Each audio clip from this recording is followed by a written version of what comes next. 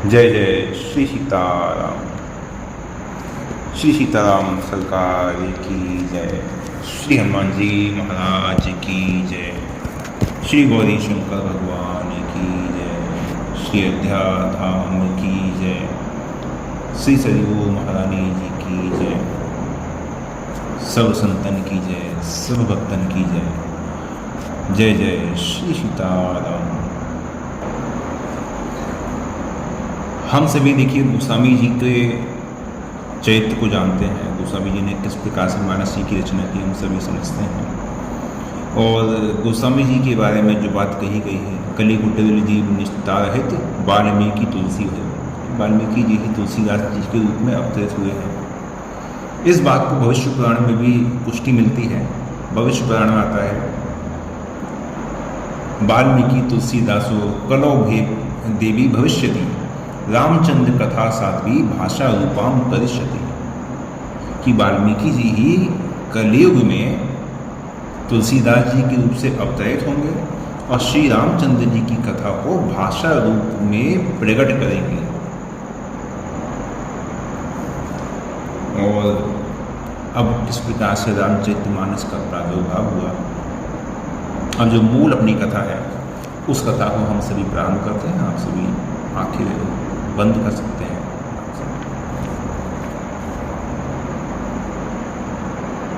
राम जी का दरबार सजा हुआ है।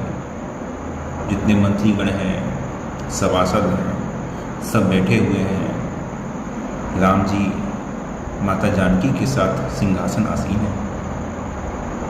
बराबर में गुरु वशिष्ठ का आसन है। तीनों भाई हैं, माताएं हैं, अन्य सभासद। संपूर्ण राम दरबार की शोभा है।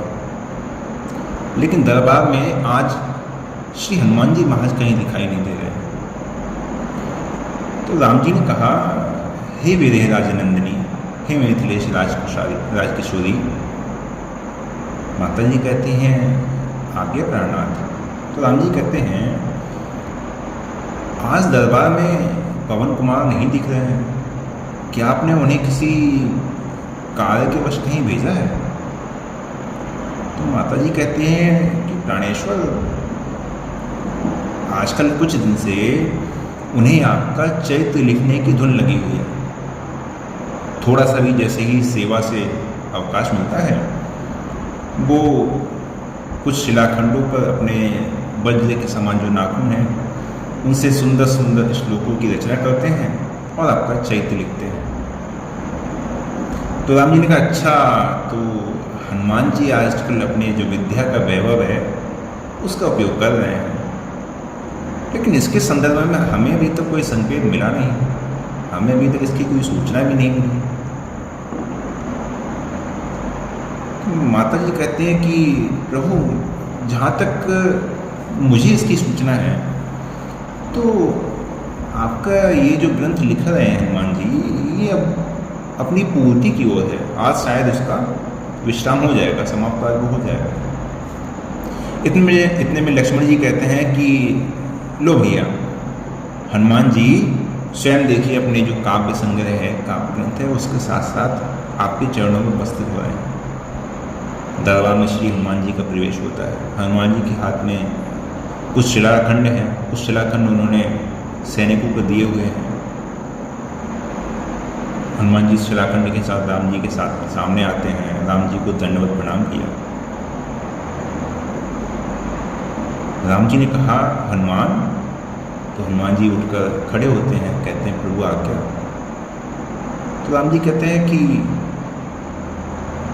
आज मुझे तुम प्रतिदिन से अधिक बहुत ही हर्ष में भरे हुए दिख रहे हो, बड़े ही मस्त दिख रहे हो। क्या बात है? और इन शिलाखंडों का संग्रह तुमने किस अभिप्राय से किया है? इन शिलाखंडों को तुमने किस लिए इकट्ठा किया है? तो हनुमान जी अपने मुझ से अपनी तारीफ कैसे करें? तो कुछ हनुमान जी सकुचा जाते हैं, झुककर अपनी अंजलि मान लेते हैं, हाथ जोड़ लेते हैं और कहते हैं कि प्रभु, ठिठाई के लिए क्षमा करें, मैं आपके चरणों में एक निवेदन लेकर आया हूँ। तो राम जी कहते हैं कि कहो कहो हनुमान, निसंकोच कहो, कैसी ठिठाई, कैसी क्षमा है? जो भी कहना है बिल्कुल स्पष्ट होकर कहो।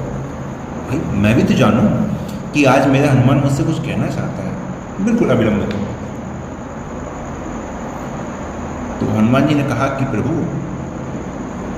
बहुत दिन से मन में अभिलाषा उठ रही थी कि आपके जो लीला चरित्र है उनका लेखन करूं, उनका गायन करूं, लेकिन मन ही मन में बात रह जाती थी। अब आपकी कृपा से ये एक काव्य मैंने तैयार किया है। अब यहाँ कहाँ मैं कागज़ देखता, कहाँ कलम देखता, कहाँ स्याही देखता, तो मैंने इन शिलाखंडों पे ही अंकित कर दिया है। तो राम जी ने कहा कि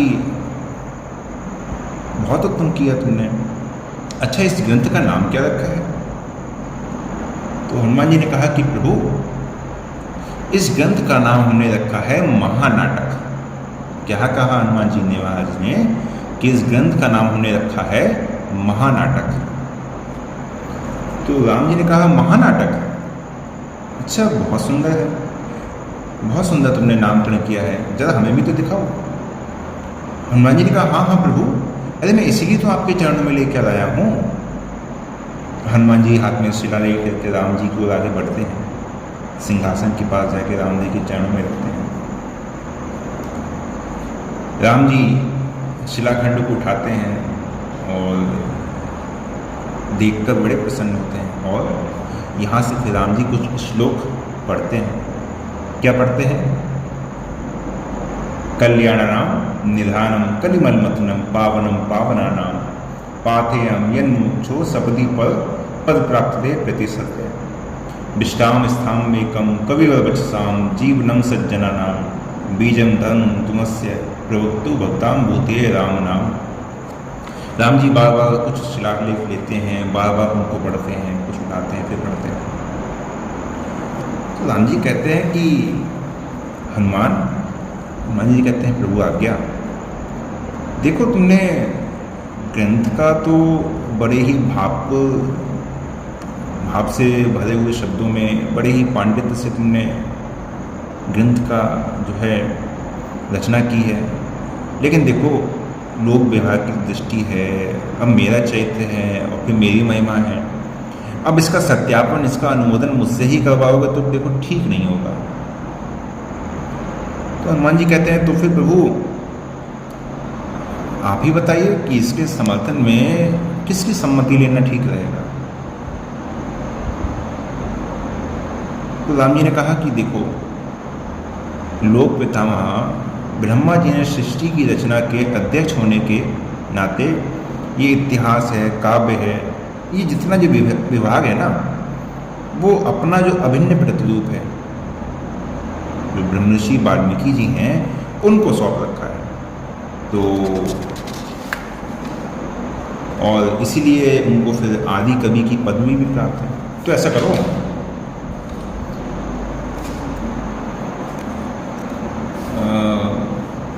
तुम ऐसा करो, मर्यादा के अनुसार ऐसा करो,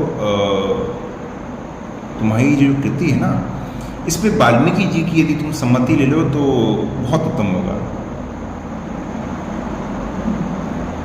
चैत राम अवतार के आज रज वाल्मीकि तिन ही दिखावो चैत है बेजुक ऐसो ठीक आदि काव्य रामायण रची राखी मुनि राव विधि नारद की प्रेरणा जगमहु अमित प्रभाव। तो हनुमान जी थोड़े से उदास हो जाते हैं, नीचे देखने लगते हैं, तो कहते हैं राम जी से प्रभु ठीक है प्रभु जो आ गया। हम जी कहते हैं अरे हनुमान तुम उदास क्यों हो गए? देखो निराश मत हो, तुम्हारा ये जो काव्य है ना ये बहुत उत्तम है और सम्मान के योग्य है, और इसे देखकर महर्षि वाल्मीकि जी भी बड़े प्रसन्न होंगे।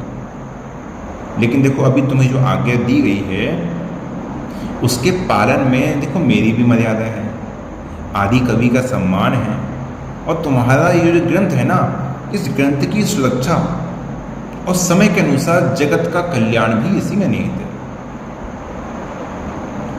तो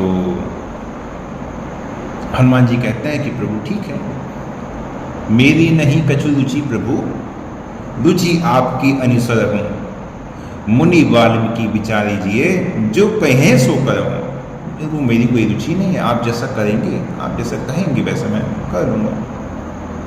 राम जी कहते हैं कि देखो वाल्मीकि जी हैं, वो मेरा हृदय है, तो उनकी जो आज्ञा है उसको मेरी जो आज्ञा है, मतलब उनकी आज्ञा को मेरी इच्छा जानकर उसका अविलंब पालन करना। वो जो आज्ञा दें उसको मेरी ही इच्छा जानना, उसका पालन करना। हनुमान जी प्रसन्न हुए, क्या ठीक है। हनुमान जी ने कहा कि प्रभु ठीक है, ऐसा ही होगा। तो राम जी ने कहा कि देखो एक बात और है। हनुमान जी ने कहा कि क्या क्या बात प्रभु, आज्ञा करिए।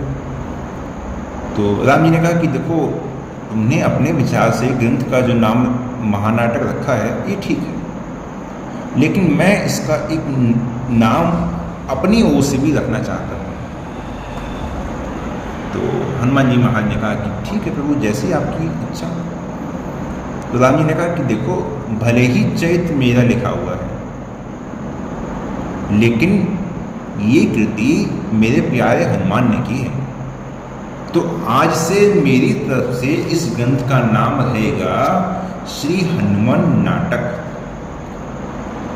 क्या कहा राम जी ने, क्या कहा कि आज से इस ग्रंथ का नाम रहेगा श्री हनुमान नाटक। आप सभी में से कुछ भक्तों ने इसका नाम सुना होगा, कुछ ने नाम नहीं सुना होगा। हनुमान जी महाराज ने कहा कि ठीक है प्रभु, जैसे आपके आज्ञा। हनुमान जी महाराज शिलालेखों को इकट्ठा करके और श्री वाल्मीकि जी के आश्रम में पहुँचते हैं। वाल्मीकि जी भजन की मुद्रा बैठे हुए हैं, आसपास उनके कुछ शिष्यगण हैं, सामने उनकी रामायण रखी हुई है। हनुमान जी पहुँचते हैं, महर्षि के चरणों में दास हनुमान का अभिनंदन स्वीकार हो। वाल्मीकि जी चौंक जाते हैं, आँख खोलते हैं, अब आँख खोलकर हाथ जोड़ के खड़े हो जाते हैं। आइए आइए पवन कुमार, आपका स्वागत है, आसन ग्रहण करें। कहिए भक्तराज, आपकी कैसी कृपा हुई और मैं आपकी कौन सी सेवा करूं। तो हनुमान जी कहते हैं, हे मुनिनाथ, भगवान की कृपा से इस दास ने भी भगवान के चरित्र का एक छोटा सा ग्रंथ काव्य के रूप में इन शिलाखंडों पर लिखा हुआ है। वाल्मीकि जी कहते हैं, तो बड़े हर्ष की बात है, बड़ी प्रसन्नता की बात है। अच्छा, इस ग्रंथ का नाम आपने क्या रखा है? तो हनुमान जी ने कहा कि देखिए, ग्रंथ का नाम तो हमने रखा था महानाटक, लेकिन प्रभु ने अपनी ओर से एक और नामकरण किया है, श्री हनुमान नाटक। वाल्मीकि जी सुन के बड़े प्रसन्न हो जाते हैं, वाह बहुत सुंदर, हनुमान नाटक बहुत अच्छा। यदि नामकरण की ओर देखा जाए तो मैं इन दोनों नामों का समर्थन करता हूँ, लाइए जरा मैं भी तो देखूँ। हनुमान जी कहते हैं कि भगवान, मैं इसीलिए तो ये संपूर्ण ग्रंथ लेकर आपकी सेवा में उपस्थित हुआ हूँ। मैंने पहले तो प्रभु श्री रघुनाथ जी के चरणों में प्रस्तुत किया, उनकी आज्ञा हुई कि आप महर्षि को दिखाइए, उनकी सम्मति हो, तो इसलिए मैं आपकी सेवा में उपस्थित हुआ हूँ। तो वाल्मीकि जी ने कहा, अच्छा प्रभु ने मुझे ये सेवा सौंपी है, फिर तो मैं अवश्य देखूंगा। ये तो मेरा परम सौभाग्य है कि आप जैसे ज्ञानियों में अग्रगण्य, बुद्धिमानों में वरिष्ठ, है ना, भक्तों में अग्रगण्य हनुमान जी के द्वारा रचित जो भगवान का चरित्र है, उसको राम जी की आज्ञा के अनुसार देखना और उस पर अपनी सम्मति देना, ये ऐसा सुख मुझे प्राप्त हो रहा है। लाइए एक एक करके आप क्रम से दिखाते जाइए। क्रम तो हनुमान जी को आज कोई पता है ना, पहले कौन सा श्लोक है बात, तो उन्होंने कहा कि ठीक है, आप क्रम से एक एक करके दिखाते जाइए। तो हनुमान जी ने पहला शिलाखंड दिया कि लीजिए मुनिनाथ, ये मंगलाचरण का प्रथम श्लोक है। मंगलाचरण का प्रथम श्लोक वही जो श्री रघुनाथ जी ने पढ़ा था, कल्याणानाम निधानम कलिमलमथनम पावनम पावनानाम। तो पूरा श्लोक पढ़ते हैं वाल्मीकि को, कहते हैं वाह वाह वाह, धन्य है, साधु साधु, अद्भुत अद्भुत, महिमामय, बहुत ही मंगलमय है। दूसरी फिर शिला उठाते हैं, तेषाम राम कुशिक तनय प्रादितो यद सिद्धे फिर दूसरा श्लोक पूरा होता है, धन्य हो पवन कुमार, धन्य। बड़े प्रसन्न होते हैं। फिर तीसरा जब शिला खंड उठाते हैं तो पढ़कर झूमने लगते हैं, जय हो अंजनी नंदन आपकी जय।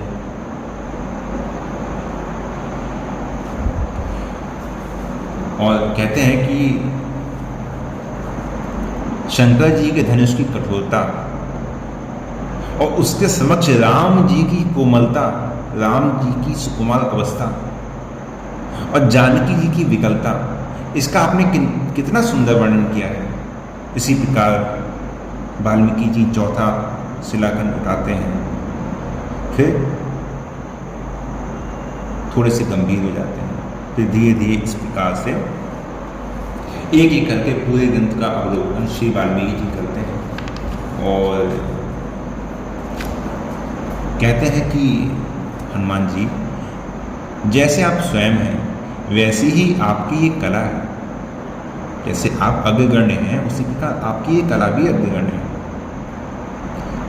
लेकिन देखिए, वैसे तो ये आपका ये नाटक है, ये परम सम्मान के योग्य है, लेकिन फिर भी यदि अभी इस हनुमान नाटक नामक ग्रंथ का इस जगत में प्रचार हुआ तो मेरे द्वारा रचित ये जो रामायण है ना, इसकी महिमा गौड़ हो जाएगी, अर्थात इसकी महिमा शून्य हो जाएगी, कम हो जाएगी। और इसे आदि काव्य और पांचवें वेद की भी मान्यता भी प्राप्त है। तो ये भी विचार करने वाली बात है। फिर समझ में नहीं आता मैं क्या करूं। तो एक क्षण आंखें बंद करते हैं, ध्यान में जाते हैं और फिर कहते हैं कि पवन कुमार, हनुमान जी कहते हैं, हाँ महर्षि आज्ञा दीजिए। देखिए, आपका ये जो नाट्य है, ये जो आपका काव्य है, ये बहुत उत्तम है, सम्मान के योग्य है, लेकिन देखिए अभी इसे प्रकाश में मत लेके आइए, अभी इसे प्रकाश में मत लेके आइए। ऐसा कीजिए, इस अगाध सिंधु में इसको धरोहर के रूप में आप समाहित कर दीजिए, समुद्र के अंदर इसको आप धरोहर के रूप में सुरक्षित कराइए।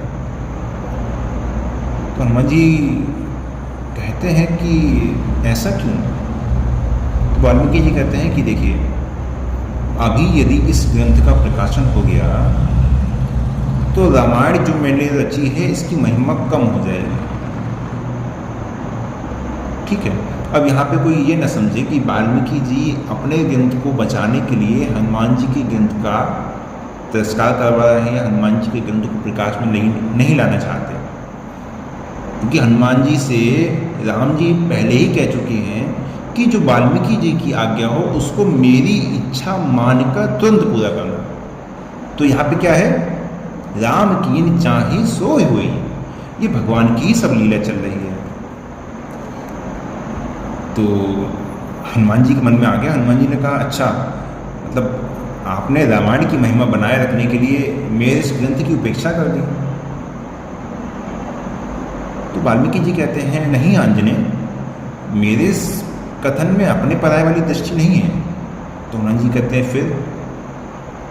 तो वाल्मीकि जी कहते हैं कि देखो, भगवान की प्रेरणा से, है ना, और जो क्रौंच पक्षी था उसके बहाने जो शोक हुआ, उस शोक ने एक श्लोक का रूप ग्रहण किया। फिर देवर्षि नारद जी के द्वारा उपदिष्ट सप्तश्लोकी मूल रामायण अब 24,000 श्लोकों में वाल्मीकि रामायण के रूप में प्रकाशित हो रही है ना। और इसको काव्य, इतिहास और पंचम वेद की संज्ञा भी प्राप्त हो चुकी है। इसलिए इस समय आप इनकी मर्यादा का पालन कीजिए। आपका ये जो हनुमान नाटक वाला शिलालेख है, ये भी समुद्र में धरोहर के रूप में सुरक्षित रहेगा और कालांतर में ये भी प्रकाशित होगा। हनुमान जी ने कहा ठीक है, जैसे प्रभु की इच्छा। अब एक तरफ तो वाल्मीकि जी के वाक्यों में, वाल्मीकि जी के विचारों में हनुमान जी को कहीं ना कहीं एक अपने पराये वाली झलक मिल रही थी, उनका मन शुद्ध हो रहा था। फिर दूसरी ओर भगवान की आज्ञा पे उनका ध्यान जैसे ही गया, उनका मन शांत हो गया। हनुमान जी को ध्यान आया कि चलते समय प्रभु ने बहुत जोर दे के कहा था कि देखो वाल्मीकि जी के आदेश का मेरी इच्छा जानकर ही पालन करना, और इसी में मेरी मर्यादा, आदि के कवि का सम्मान, तुम्हारी इस निधि की सुरक्षा और समय के अनुसार जगत का कल्याण इसी में निहित है। तो हनुमान जी ने मन में संकल्प कर लिया कि जो भी हो, मुझे भगवान की इच्छा जानकर वाल्मीकि जी के आदेश का पालन करना है। तो हनुमान जी फिर कहते हैं कि ठीक है मुनिनाथ, आपकी आज्ञा के अनुसार इस ग्रंथ को तो मैं अभी समुद्र में डाल देता हूँ, लेकिन मेरे हृदय में एक भाव उठ रहा है और उसका भी सम्मान यदि आप करें तो ठीक है। तो हनुमान जी समस्त शिलालेखों को लेते हैं, समुद्र में डाल के आते हैं, वापस आते हैं। तो फिर आगे अब वाल्मीकि जी में और हनुमान जी महाराज में क्या बात होती है, क्या दोनों के बीच समाधान होता है, ये हम लोग फिर अगले प्रसंग में श्रवण करेंगे। आज के लिए यही विश्राम देते हैं। जय जय श्री सीताराम।